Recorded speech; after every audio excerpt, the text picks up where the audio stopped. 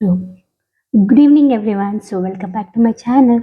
So, today we're going to do the MCQ discussion. So, as we all know, we had the ASPECON local round or the preliminary round, which was conducted on 7th and 8th of April. So, I'll be discussing those MCQs, which are all these MCQs are also based on the format which can be asked in your DMI ID entrance exam. So, I hope this is useful. So first question, 5 moments to make a difference in an antibiotic resistant, that is the niche. What does C stand for? So this is the niche. So basically it was given by European a society, that is the BSAC, British Society for Antimicrobial Chemotherapy, on the Antibiotic Awareness Day. So the 5 key moments for prescribing antibiotic to prevent antimicrobial resistance includes N. N stands for need. Is there any need for the antibiotic? I is for investigate. Look for the cultures before prescribing an antibiotic. C stands for choice. That is, you should depend your antibiotic of choice should depend upon the spectrum of the antibiotic. H stands for how long. So how long are you going to give the antibiotic? E stands for evaluate your patient prescription. So the answer for this question is C stands for choice. Next, organism in high priority in WHO pathogen priority list. So WHO updates its priority pathogen list, and this year for the first time they had, not exactly 2023, 2022, they had released this first ever fungal pathogen list. So this is what. So it has critical group, high group, and medium group. Critical group contains Cryptococcus neoformans, Candida auris, Aspergillus fumigatus, and Candida albicans. And in the high priority group has Candida glabrata, Histoplasma, Eumycetoma, Mucorales, Fusarium, Candida tropicalis, as well as Candida parapsilosis. And the medium group includes all your lesser known fungi like Scerosporium, Lumentospora, Coccidioides, Candida krusei, which has been renamed as Pichia, Cryptococcus gattii, Talaromyces, Pneumocystis, as well as Paracoccidioides. So the question asked which false. The answer for this question is Mycetoma. Next, a suspected infective endocarditis patient received Meropenem 1 gram Q8 hourly and Vancomycin 1 gram Q12 hourly for 14 days and was discharged. Calculates the days of therapy. So DOT or DDT, these are one of the ways you're going to measure your antibiotic consumption, and indirectly you're going to, by comparing your DOT or DDT over the months or years, you're going to find out how effective your antimicrobial stewardship is. So, so how are you going to calculate the DOT? DOT stands for days of therapy, and it is the sum of the days which any amount of specific antimicrobial agent was administered. So it is irrespective of the dose.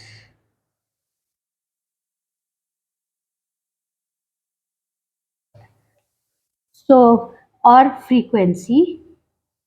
So, if the patient is getting levofloxacin 750 mg OD 7 for 7 days and vancomycin 1 gram Q2 12 tally for 7 days, so you're just going to consider the antibiotic. So, levo 1 DOT per, it will be 1 DOT per day into 7 days, so 7. Vancomycin 1 DOT into 7, that is 7. So, overall DOT will be 14. So in this case, Meropenem is one drug and vancomycin is another drug for given for 14 days.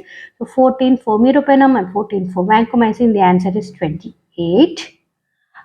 So the option didn't have. So this was a little error. So the answer, the question had to continue. DOT for Meropenem was.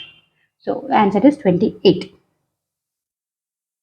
So identify the type of categorical agreement in this. So categorical agreement we use whenever we are going to compare the your new AST method with the reference method. So categorical agreement says whether you're looking at what the report is resistant sensitive. So just to remember, as we know, the antimicrobial susceptibility has susceptible, intermediate, and resistant. So if there is a 2 point difference, that is sensitive to resistant or resistant to sensitive, there will be a major error. So what type is it, a very major or a major error? Depends. So if your new AST is giving sensitive, whereas the reference is giving as resistant, that is that the patient will be started on a treatment which is actually a resistant. So this is a very major error. So suppose your new AST giving as resistant, but the your reference method is saying sensitive, it is also a major error, but because it is resistant, the patient will not be given the drug. So this is one way of remembering. So that will be a major error. So this is a major error. So if there is only one, so either sensitive has been reported as intermediate or only 1 point difference is there, either way that will be a minor error. So if instead of sensitive, if it is intermediate here, it will become a minor error. So 55-year-old lady presents to GP with symptoms of sore mouth, white fluffy coating on the tongue. She has had this problem 3 times in last 12 months. Each time she has received a course of oral fluconazole with some effect. Her GP prescribes a further 1 week course of oral fluconazole. This time she returns within 1 week. There has been no resolution of soreness or white exudate. What should be the next step the general practitioner we should take? So ideally, if a patient is having such recurrent problem of oral candidiasis, always HIV should be ruled out. One thing. So now let's discuss each and every other option in detail. Admit the patient to local hospital for an intravenous echinocandin such as micafungin. The extended course of fluconazole to 2 weeks. Extend the course as this patient has had a course of antifungals too short to treat the condition. Add a co-amoxiclav to cover dental obtained for performing microscopic culture and AFST. So there is no requirement of giving IV drug in this patient. Extending the course will not do any good, and the treatment duration for just oral candidiasis can be completed in 7 days. Co-amoxiclav, there is no indication for it. So obtain, yes, you have to look for the resistance. It can be Candida, maybe Candida krusei, Candida gravita, which is actually maybe having resistance to your fluconazole or whatever the Candida species may be. It can be resistant, so it is necessary to perform microscopic culture and antifungal susceptibility to identify the correct and treat accordingly. All of the following antibiotics should time dependent killing except, so if you have seen my previous webinar, so I have discussed the PKPD in detail. So whenever there is a question given with except, always try to think of the opposite, so your brain will be fine tuned easily. So all show time dependent except, so you are looking for an antibiotic which has concentration dependent killing. So if you see from this, daptomycin is the one which has concentration dependent killing, and this table everyone must be very familiar with. So time dependent, mostly your beta lactams, all your beta lactams, vancomycin and cotrimoxazole, also your tetracycline macrolides and cotrimoxazole. And concentration dependent, the typical example is aminoglycoside, also your daptomycin, quinolones, metronidazole.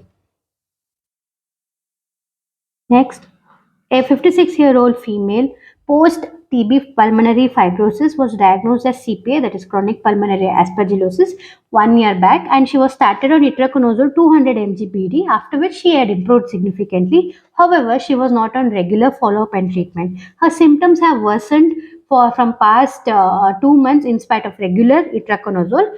Her anti-aspergillus IgG titers is also increasing. So what should be the next step? So whenever chronic pulmonary aspergillosis belongs to a spectrum of aspergillosis, it is a non-invasive form, and the treatment is itraconazole, and you have to give it for 12 months. But one important thing whenever you think of itraconazole is it has the various formulations or the various brands have different levels which can be achieved. So ideally we should do TDM in any patient who is receiving antifungal drug given itraconazole. So continue ITRA at higher doses. uh, this can be the option, but we are not yet sure what type of aspergillus is it, whether it's resistant or sensitive. Look for other secondary infection. Other secondary infection can be the cause, but in that your anti-aspergillus IgG titers we should not increase. Ideally, they should fall upon treatment. Start voriconazole and look for other secondary associated secondary infections, and aspergillus resistance pattern should also be determined. Yes, this is one of the good step because there may be some resistance to the, or maybe the levels are not achieved. So voriconazole can be started, or maybe the patient is going from CPA towards IPA or SAIA, that is subacute invasive aspergillosis. So voriconazole can be given. Posaconazole is a better and convenient option instead of voriconazole. So Vori is a better drug than your posaconazole, better and convenient option. There is no, and also you have to consider the cost issue, which has really costly. So the option is C. Based on 90-60 rule, which of the following trace statement is true? So 90-60 rule or the Fowler's rule states that 90% of the whenever an antibiotic is reported as sensitive, I mean susceptible, 90% of the time there is chances that there will be good response, and whenever an antibiotic is reported as resistant, 60% of the time there can still be a response. So the first option which says 90% of the time when the organism tests resistance, so obviously this is wrong. Next, so this 60% of the time the antibiotic is acting. So though it is giving us resistance, the antibiotic is able to act. Indirectly, it means it is actually the immune system which is able to fight the infection. So 60% of, so second option, if you see 60% of the time when test resistant, this is correct. But the second point, in immunocompromised host, then there may not be so much response. So the apparent 60% rate in ineffective antibiotics is due to natural response from the immunocompetent host is the correct answer. 60% time remain resistant to treatment in vivo. This is a wrong option. Next. Euro bag are to be disposed in. So this is one of the BMW. So when you look at the easy simplified BMW, so yellow bag, all human anatomical waste, chemo, soil, etc. So red, it is easy to remember. Anything which cannot. So yellow bag, the thing, the most mode of disposition or final disposal is the incineration. So just remember, so anything in, so plastics can't be incinerated if so that is why you need to send it to or put it in the red bag, which will not be incinerated. And one exception is blood bag, which has to be disposed in your yellow bag, because these are not composed of fluorinated carbons, the bag which is in the um, blood bag. And the other two things are waste sharps, including metal, will go into the sharp proof container, and glasswares are disposed into the broken or discarded glass into the into a fight puncture proof container. Next, a patient undergoes right lobe living donor liver transplant. 14 months later, he comes saying his grandson has confirmed case of chickenpox. So he's a liver transplant recipient, and grandson has chickenpox, and he lives with the grandson and cares for him, and his VGV IgG was negative, and he is no longer an acyclovir prophylaxis. What should be done? So whenever a liver transplant or a solid organ transplant patient is exposed to a chickenpox. So what is the mode of transmission of chickenpox? It's a airborne virus. So it's a airborne virus. So, and this patient has a VZV negative, IgG negative. That means he is not exposed. So when you look at the guidelines, uh, so to prevent the serious sequelae in seronegative patient, the patient has to be treated with acyclovir and varicella zoster immunoglobulin immediately. So prophylactically, oral acyclovir can be given, but this patient was not on prophylaxis.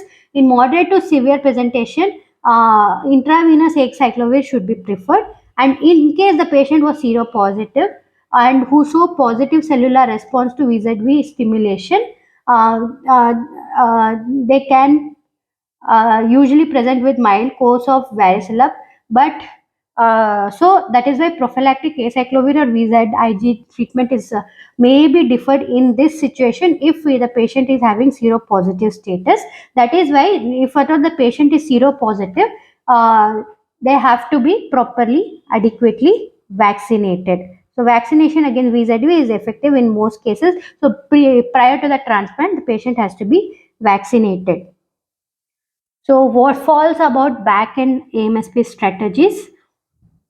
It is so we have two types of AMSP strategies: the formulary restriction with pre-authorization, that is the front-end strategy, and we have prospective audit and feedback, which is called the back-end strategy. So formulary restriction or the front-end strategy, it is more a restrictive approach, whereas back-end is more educational, and the impact is immediate in case of front end, but impact is delayed and long standing in case of your back end strategy. And there is loss of prescriber autonomy in case of restriction. There it is more acceptable by, whereas back end or the prospective feedback and audit, where we are going to discuss. So we will let the treating clinician decide what antibiotic they can be given, and then after that we are going to review with the evidence, and so that is why it is easily acceptable, though that is, all this takes time, so this is more time consuming,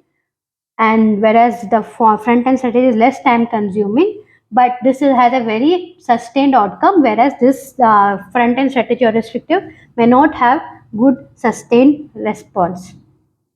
So the option falls here is implementation easy and quick. Next, which is wrong regarding PKPD profile of azole groups of antifungals. So azole groups consist of your fluconazole, itraconazole, voriconazole, posaconazole and isavuconazole.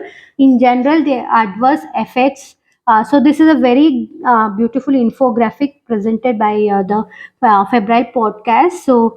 Uh, so when you look at the enzyme inhibition for various, so voriconazole has the maximum interaction, because along with the CYP3A2C, as they have even interaction with the CYP450. That is why maximum interaction is expected with voriconazole. And if you look at the various QTC prolongation or the adverse events, all of them have a QTC prolongation, like fluconazole, itraconazole, and your voriconazole, even your posaconazole, whereas your isavuconazole has shortened, it shortens QTC concentration, which is concentration related. So the answer for this is all assaults are associated career due to QTC prolongation. Your isavu will not cause QTC prolongation. So voriconazole is the drug with most interaction, and all of them have metabolized, so they have considerable interaction with all of the other antibiotics and drugs, majorly your ATT drugs as well as immunomodulatory agents. And all azoles are except fluconazole. Fluconazole is metabolized by the renal. So, and that is why fluconazole has uh, hepatic metabolism. Renal elimination is maximum. Hepatic is only 11%. That is why amongst the azoles, fluconazole is the one which attains good urinary levels.